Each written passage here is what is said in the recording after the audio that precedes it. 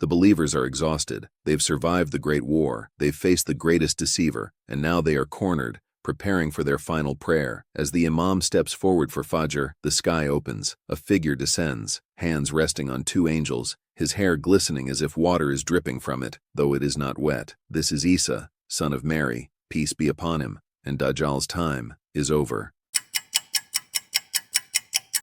Assalamu alaikum everyone, and in this episode we'll walk through how Isa, peace be upon him, descends and meets the believers, how he pursues and kills Dajjal at the gate of Ludd, his time as a just ruler on earth, breaking falsehood and spreading peace, a brief look at what comes next, Gog and Magog, and the final wave of trials. At the end, we'll share a few simple lessons about how to love Isa, peace be upon him, the way Islam teaches. So if episode 4 was about the greatest deceiver, this episode is about the true Messiah, the one who ends his fitnah.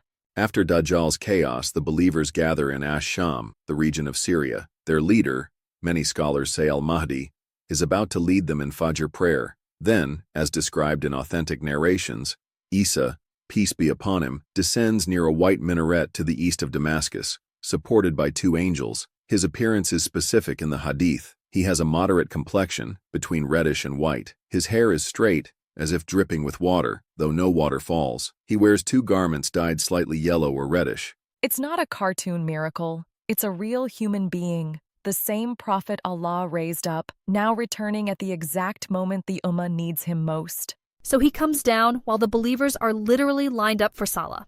Yes, this tells us something huge. Even at the peak of the end times, the strongest thing the believers have is prayer. When Isa, peace be upon him, comes, the Imam wants to step back and let him lead. But Isa says no, you will lead, for this Ummah's leaders are from among them. This is based on narrations where the Prophet, peace be upon him, said, "How will you be when the son of Mary descends among you, and your Imam is from among you?" So, Isa, peace be upon him, doesn't come with a new religion? Exactly. He returns as a follower of the Prophet Muhammad, peace be upon him, praying behind a Muslim leader, confirming that Islam is the final message. After the prayer, Isa, peace be upon him, turns his attention to the one who caused so much chaos, Dajjal. Authentic narrations mention that when Dajjal sees Isa, he begins to melt like salt in water. All his fake confidence disappears. He runs. But Isa, peace be upon him, pursues him. In hadith it says that every disbeliever who smells his breath will die, and that his breath reaches as far as his sight. Finally, Isa, peace be upon him, catches Dajjal at a place called Ludd, near present-day Ludd in Palestine, and kills him at its gate. Think of how many people Dajjal tricked with miracles, controlling food, rain, illusions of paradise and fire, and in the end, he is just a weak, fleeing man. And the real Messiah, Isa, peace be upon him, ends him in a moment. It's like all the fake God image collapses in 1 second. Exactly. Allah lets falsehood grow big, so its defeat becomes even clearer. What happens after Dajjal is gone? Some narrations mention that Isa, peace be upon him, will come to the believers whom Allah protected from Dajjal. He will wipe their faces and tell them about their ranks in paradise.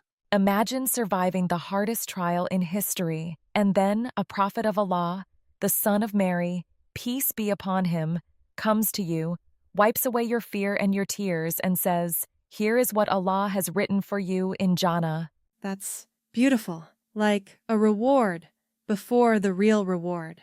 It shows us something. Allah does not forget the ones who stay patient when everyone else gives up. After Dajjal's death, Isa, peace be upon him, does not return to the sky immediately. The Prophet Muhammad, peace be upon him, said, in narrations found in Bukhari and Muslim, that the son of Mary will descend as a just ruler. He will break the cross, meaning he will correct the false beliefs about him, that he is not the Son of God or part of a Trinity. He will kill the swine, ending what Allah made haram. He will abolish jizya. There will be no more people of the book paying a tax under their own religion. Belief will be clear, and he will only accept Islam. Wealth will become so abundant that no one will accept charity. Other narrations mention that hatred and jealousy will disappear. Peace will spread so much that wolves and sheep will be safe together.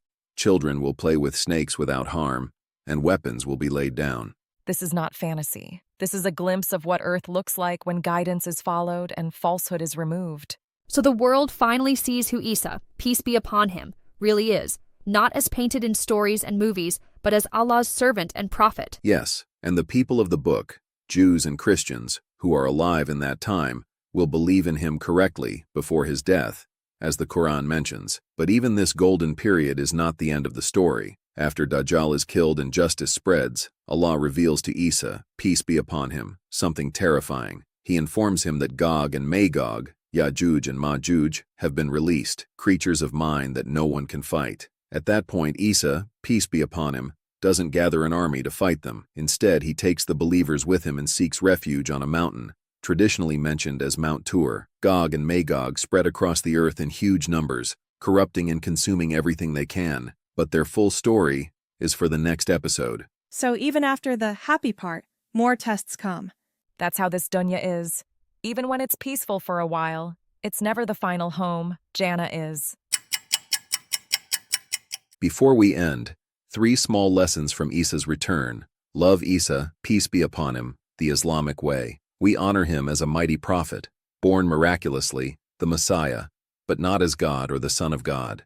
His return will prove that clearly. Remember that he follows the Prophet Muhammad, peace be upon him. When he comes back, he rules by the Quran and Sunnah, not a new book. That means the guidance you need is already in your hands. Prepare by strengthening your iman, not by fearing the future. These stories are not to make you panic. They are to make you serious about Salah, Quran, and staying away from fitnah, so that if you live in those times, Allah keeps your heart firm. We've now seen the rise of the Mahdi, the Great War, the trial of Dajjal, and the return of Isa, peace be upon him, ending the greatest deceiver and bringing a time of peace.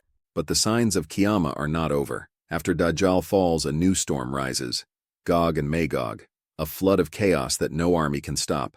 In the next episode, we'll explore who Gog and Magog are, what they do to the world, and how Allah himself destroys them. So if this episode was hope after fear, the next one is like seeing how fragile this world really is. Yes, and through every trial, Allah's promise and justice remain. And everyone watching, please like and share this video and do not forget to subscribe. Jazakallah khair.